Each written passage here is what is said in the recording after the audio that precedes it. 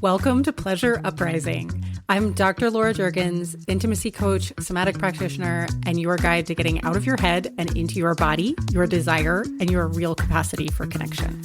This show is for people who are done performing and ready to actually feel it. Let's go. Hey everyone, welcome to today's episode. So we're going to talk about something today that I think is really common and kind of low-key flies under the radar for a lot of couples who are struggling with either mismatched libidos or just sort of missing each other sexually or feeling like the spark is gone and haven't identified some common dynamics in their relationship that may be contributing. Now, some people absolutely know that this is happening and absolutely know that this is contributing, but it's also really common for not everybody to be aware of that, or definitely not both people in a partnership sometimes.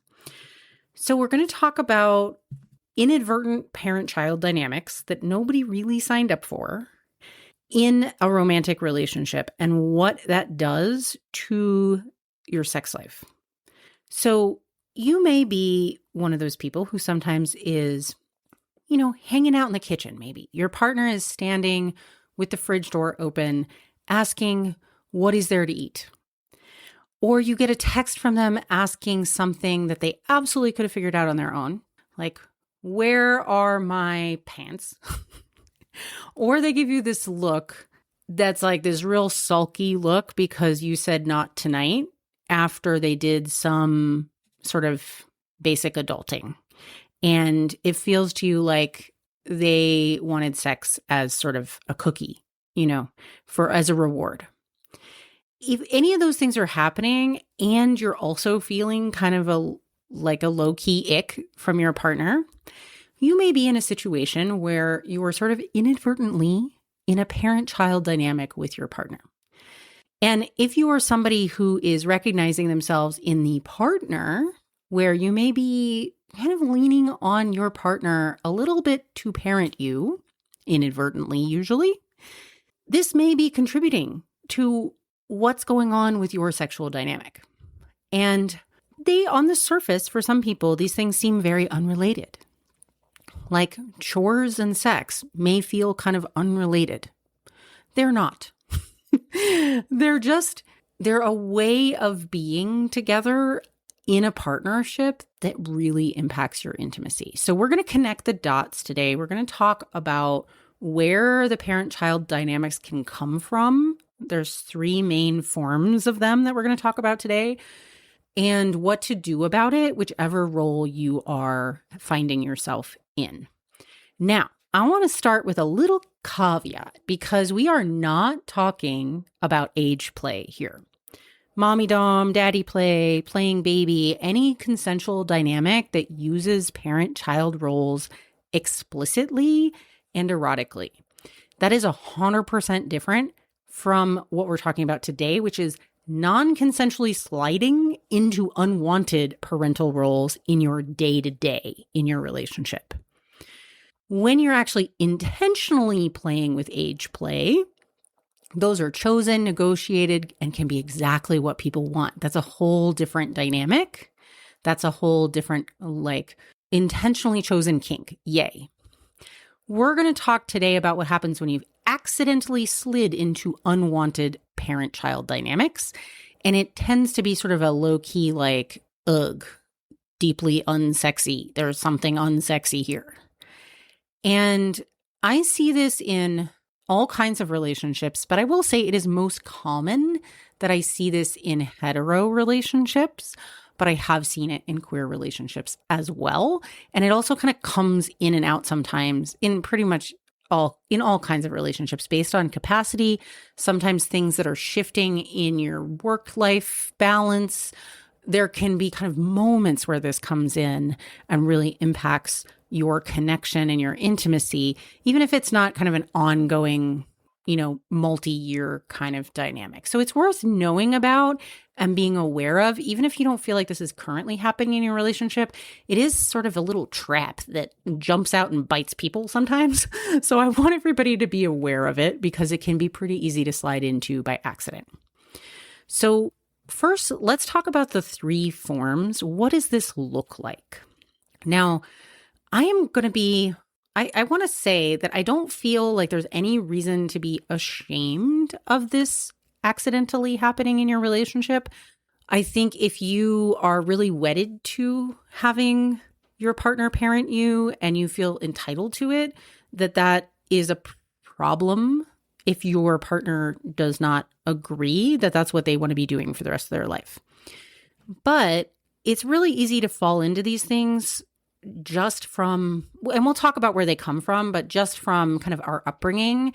And so I think it's really worth being aware of and cognizant of and understanding and owning it. But I don't feel like I definitely don't want to shame anybody who's in this. So with that said, let's look at these 3 types, these 3 forms. So form number 1, really, really common, is a chore-based parentification. And this is where one partner is avoiding adulting, and so the other partner has to take more of the burden for the shit that just needs to happen in a household. So this typically happens with cohabitating partners. And this is where there's like more of a burden for the home, the kids, the planning, all that stuff on one partner. And it's not balanced or intentional. Now, sometimes this can be really balanced and intentional because you have one person who's working outside the home and one person who's working inside the home, for example. But a lot of times everybody's working outside the home or everybody's working, even if they're working at home. And this often falls on women. So it's not always. And I have definitely seen the reverse happen. But it's where one person is sort of taking on way more of the how to get the kids to school, how to get the laundry done, what are we eating for dinner, making all that stuff happen. And they do it, and then they get slowly and slowly more resentful and more resentful over time. So here's some examples. And these are, I would say pretty extreme examples, but it happens in a lot more subtle ways as well. Here's an extreme example. She makes your dentist appointments for you. There's a dentist who's really funny who I follow on Instagram who had this like mind-blowing post that was really like kind of a little bit viral about how he had a man come in who didn't know why he was there, didn't know why he was sitting in the dentist chair because he hadn't even made his own appointment. And this is a really extreme example, but this is, really, really related. Like I would bet money that his wife, who made the appointment for him, it turned out, does not want to sleep with this man because he's not adulting.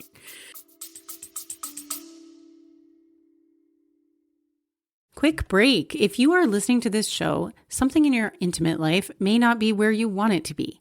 And if you've been trying to think or talk your way through it and it's not quite working, that's not a you problem. That's just a method problem. I made a free guide to help called Get Out of Your Head, a starter guide to releasing the pressure, shame, and shoulds around intimacy. It has some reflection exercises that go deeper than anything you'll typically find in a freebie, and most people feel something shift after just the first one. So go grab it at laurajurgens.com/guide, and the link is in the show notes. So another example, like your partner has to remind you 10 times to pick up your own parents from the airport. Or you make all the meals.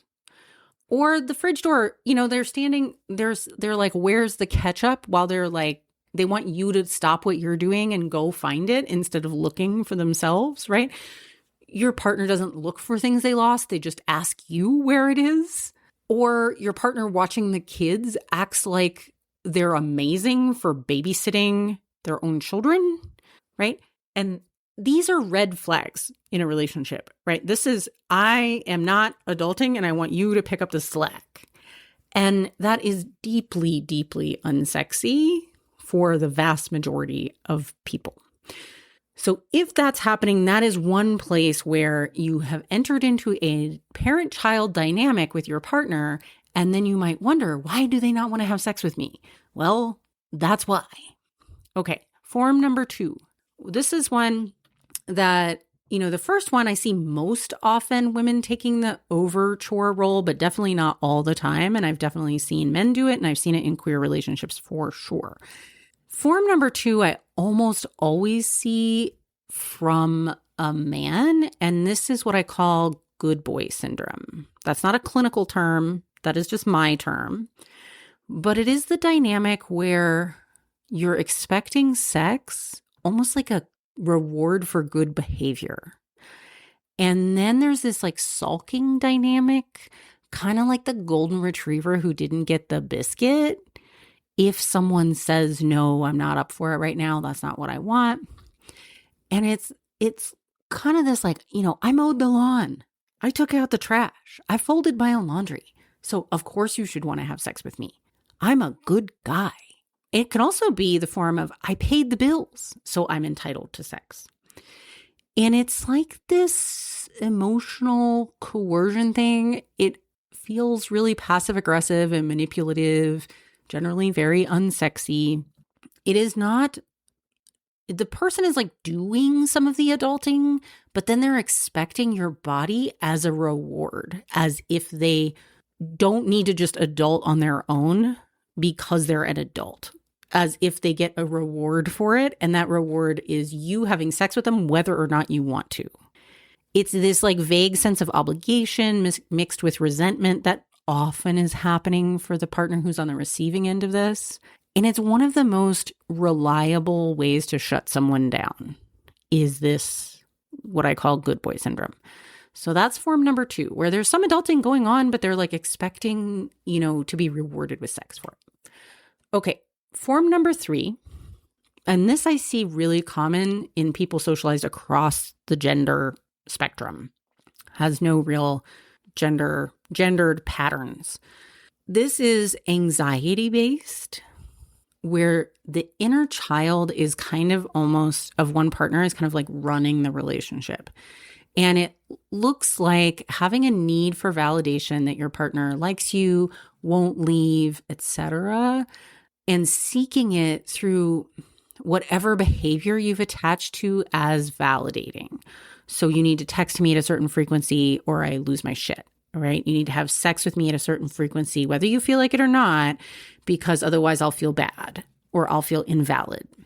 You need to tell me I'm attractive at some, regular frequency. You need to basically alleviate my anxieties for me because I'm not managing them. And the version of this sort of like the failure to adult here is that this person is not caring for their own inner child. They're like throwing the baby at their partner.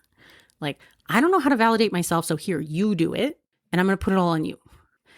And this is different than just sometimes needing reassurance. Everybody sometimes needs reassurance. That doesn't mean that you're having anxiety-based child-parent dynamics with your partner if you just sometimes need reassurance. It's okay to sometimes be vulnerable. It's okay to sometimes need reassurance. But this is when it's taken to extremes, when you really can't feel okay without the validation, when you're really sort of hyper aware of needing this particular form of validation or multiple forms of validation regularly from your partner, or you really don't feel okay. It's not uncommon for this to be the validation to actually be the act of sex. So like, I need sex 3 times a week, or I feel like you're rejecting me. But it's not always sex. It could be texting or affirmations or whatever kind of thing. And it can feel really desperate. And it can feel very, people can be very confused about why their partner says no. But I want to invite you to realize and recognize that when somebody's coming from a place of anxiety and really wanting you to solve that for them with your body, it almost feels like you're medicating them, that you are medication. You're not really at choice. And that is deeply unsexy. So we want to talk about how we get there and how we can get out. Okay, so how do we get here? We are, we're all adults in these relationships. How do we wind up in these dynamics? And so, all right, you've been around this podcast for a minute. you probably won't be surprised when I say surprise, part of it is patriarchy. But it is. We have cultural conditioning that lends itself to these types of parent-child dynamics, especially in heterosexual relationships, but again, not always. Because girls are socialized, people who are assigned female at birth are socialized to be predominantly to focus on caretaking and to focus on other people and making sure that they are comfortable and happy. And this is often it's not even often very overt in families, but it is incredibly powerful. And it's been passed down through generations. And the expectations they can be very subtle in families, but things like making sure that there's, the table is set might be something that a girl child is expected to do. Making sure that, somebody's feelings are taken care of. Cooking and cleaning are often taught to girls more than they're taught to boys. So sometimes this is actually just because somebody doesn't know how to do some of these basic things, especially for that chore-based form of parentification dynamics. But it's not always gendered, and it can get skewed when one person is stay-at-home too. If one person is stay-at-home and then it sort of becomes almost like that they do all the things, and it can get imbalanced if they are stay-at-home and the other person is working, or if they have, maybe they're in between. This can happen in between jobs. So say, your partner gets laid off, they're home for a while, and you start expecting they take on sort of the lion's share of housework, and then it's sort of slips into an expectation that they're going to do that, whether or not maybe they have a part-time job now, but they're still doing everything in the home, right? Or maybe it's because one person has some executive dysfunction. Maybe there's a little neurodivergence, and it's really hard for somebody to maintain the sort of knowing, okay, what kid needs to go where to what soccer practice or football or whatever, and whether the dry cleaning got picked up or those kind of things. And the neurotypical person winds up taking on the lion's share of that. There can be these parent-child dynamics that arise from a lot of different places, not just gender socialization. But one of the things I want to say about how we get here is that there's always a contribution of enabling by the chore doer, putting up with this business. And sometimes it's because we were trained that way. We were trained through gender socialization or through just our family dynamic or our family culture or our culture of origin to people please or to do things we don't want to do or to not have boundaries. But we gotta own that we are enabling it if we are, because in order to stop it, we got to spot it, right? And if we don't own that we're enabling it as the person who's doing the chores and getting resentful and feeling parentified, then we lose all of our power to do anything about it. So we got to own that we are bringing this to some extent on ourselves by tolerating it. And so it's really important to start, and that doesn't mean just like yelling at your partner and, making them the bad guy and getting in a fight about it. A lot of times that's how people start to deal with it is they, instead of actually having healthy boundaries, they start just getting mad. And that's often very ineffective. So we'll talk about that a little bit more when we get to the how to deal with this. But it is important to notice that this is a two-way street, right? Somebody has to allow themselves to be parentified and take responsibility for the other person. So the other thing about kind of the patriarchy and how we get into this sort of good boy syndrome for form number 2, when that is another aspect, it tends to be men that do that because men are socialized to feel entitled to sex and to feel entitled to rewards for good behavior because boys have such low expectations for good behavior relative to girls in our modern society and in historical society in the last millennia. So because the expectations for behavior for boys are so low, when they actually behave like reasonable human beings, a lot of times they're trained in their family of origin to expect some sort of reward, approval, or, in the case of once you grow up, sex from your partner. That it becomes almost like her duty to reward you for being a quote unquote good guy. And it's actually a form of learned helplessness for men, which is pretty icky. And I think it's really worth noticing and calling out in a relationship dynamic if that's happening, because it is really deeply unsexy, and it removes, it makes sex a duty, and it really removes the expectation to just adult at a normal adult level from men in that situation. And I think that's a shame, and it's patronizing to them. And men are perfectly capable of adulting, absolutely capable. A lot of them don't realize that they're capable, but they are.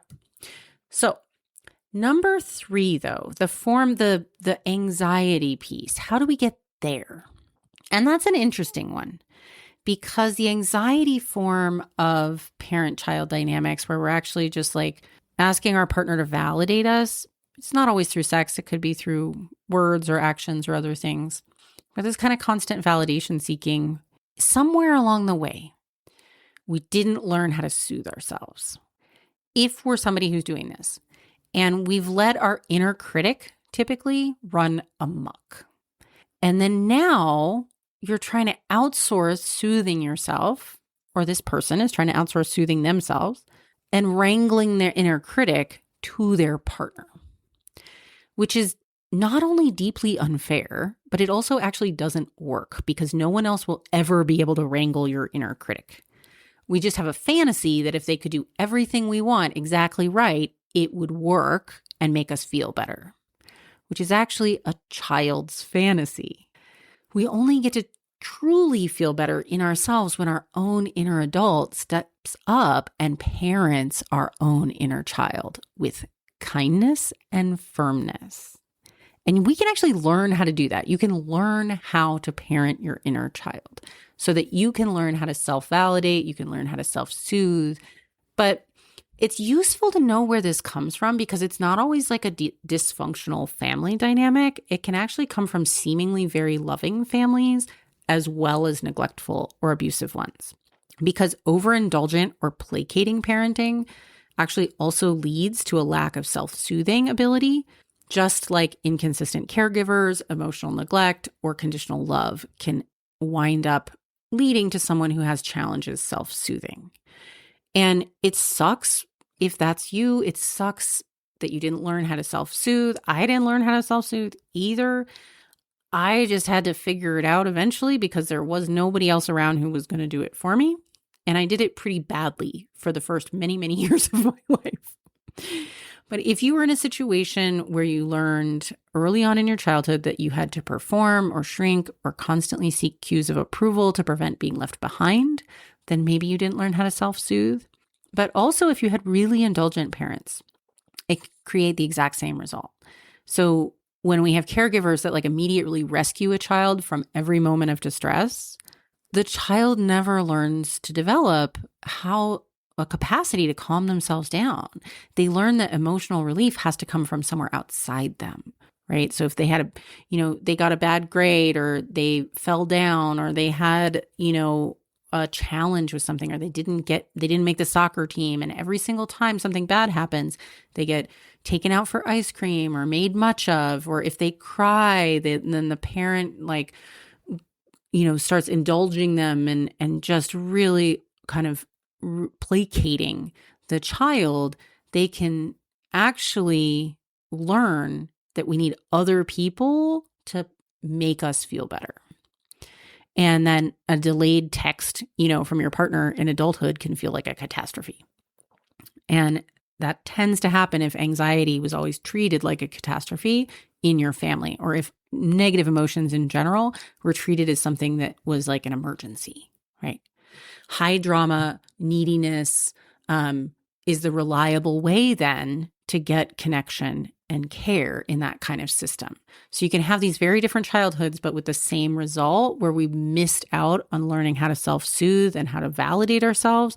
And we need to learn those skills. And I promise they can be learned, and they will make it so much easier to be in relationship with someone without it blowing up all the time or without you constantly feeling like you're not getting what you need.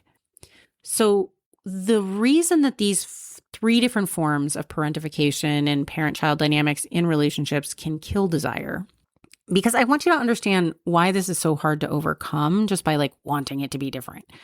When we shift out of feeling like an equal adult with someone, we wind up shifting into this sense of managing them, which feels like a burden.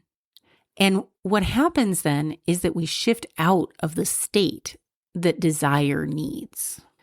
When we shift into managing, we are not in the state of being that desire actually needs to be present and grow.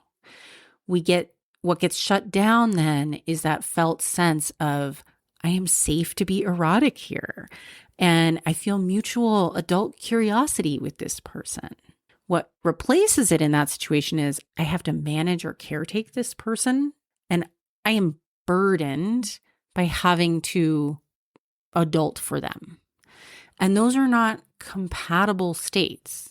You can want to want your partner, but find out that your body has made a totally different decision because you feel regularly like you have to parent them. And so this is oftentimes really happening under the surface, and sometimes people don't even realize that these things are related. They don't realize that feeling overburdened by a partner who's not stepping up, or a partner who's sulking when they don't, get sex as a reward, or a partner who's always constantly seeking validation, they don't realize that that's actually putting a big brake on their libido. But it is in almost all situations where you feel parentified by your partner. The nervous system is not going to prioritize pleasure when it's in management mode. And that doesn't mean that there's nothing wrong with you. That's exactly what your nervous system's supposed to do. And so it's really important. And especially, so look, if you're in form number 3 with the validation seeking, the person in the child role is often wanting sex. And every time their partner says no, it actually feeds the anxiety, which intensifies the reassurance seeking and then deepens your partner's sense of burden. So it turns into this negative feedback loop, and both people end up feeling really stuck.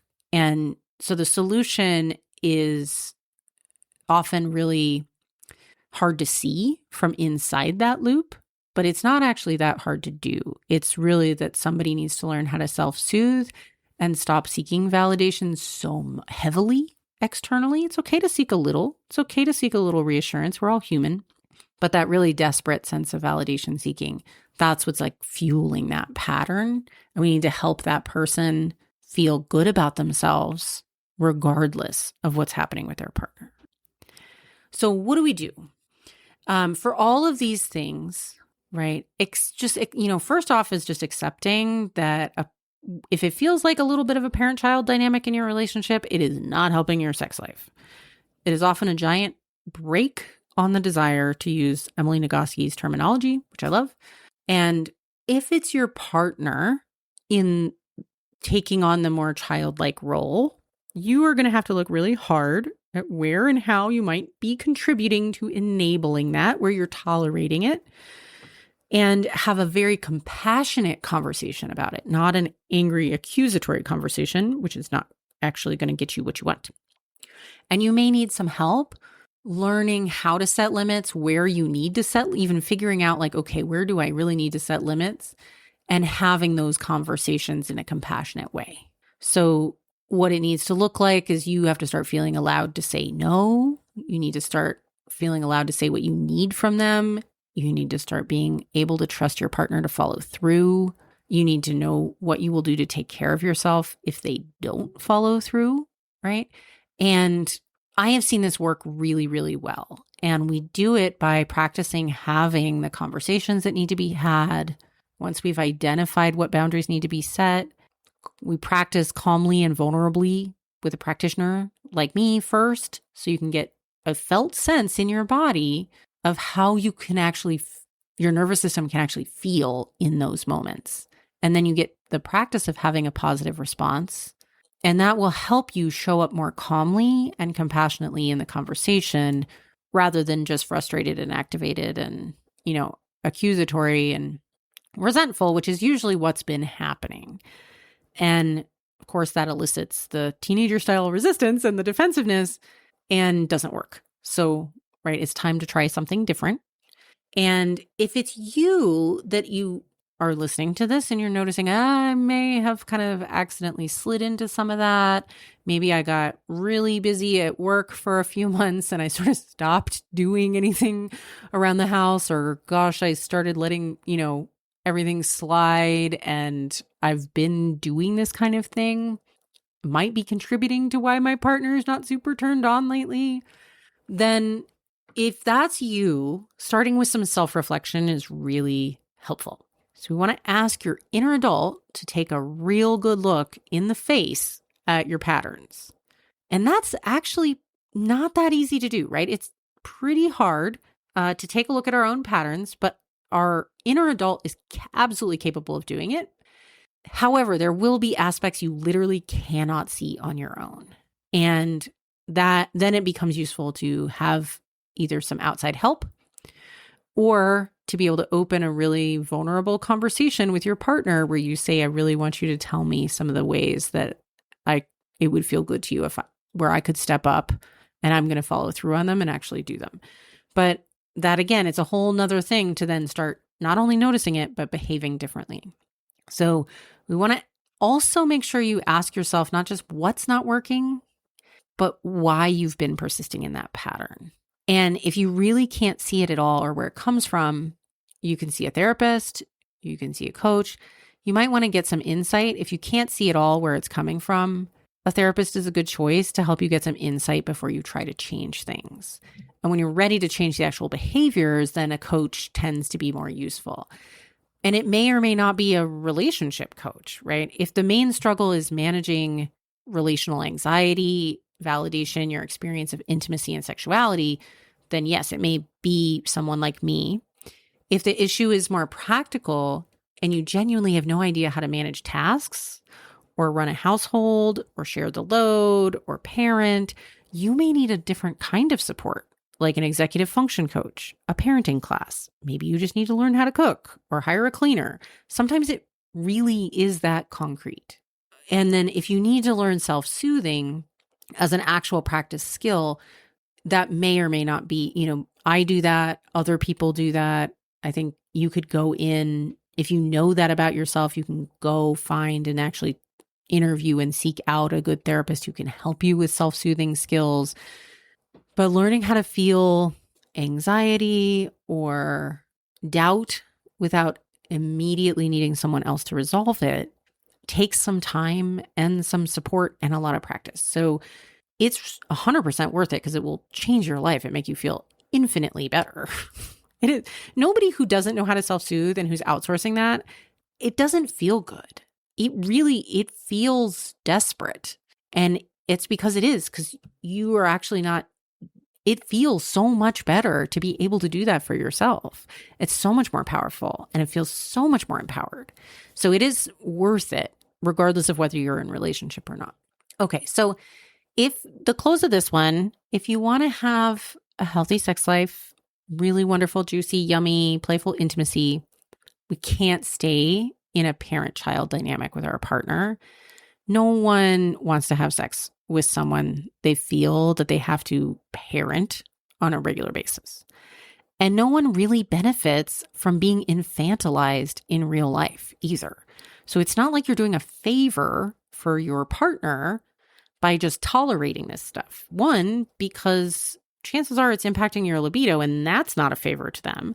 But also two, at the end of the day, everyone benefits from knowing how to have an adult relationship that feels free of resentment. And that is a beautiful, beautiful thing. All right, my friends, I'll see you here next week. Hey, before you go, if you enjoyed this show, I want to invite you to check out one of my favorite things that I've ever created. It's a free guide called Get Out of Your Head, a starter guide to releasing the pressure, shame, and shoulds around intimacy. It has 4 reflection exercises that go deeper than anything you'll find in a typical freebie, and most people feel a shift just after part 1. So go grab it at laurajurgens.com/guide. The link is in the show notes. And if you're ready to find out what your specific path looks like, I'd love to talk to you. Booking info is also in the show notes, and I will see you here next week.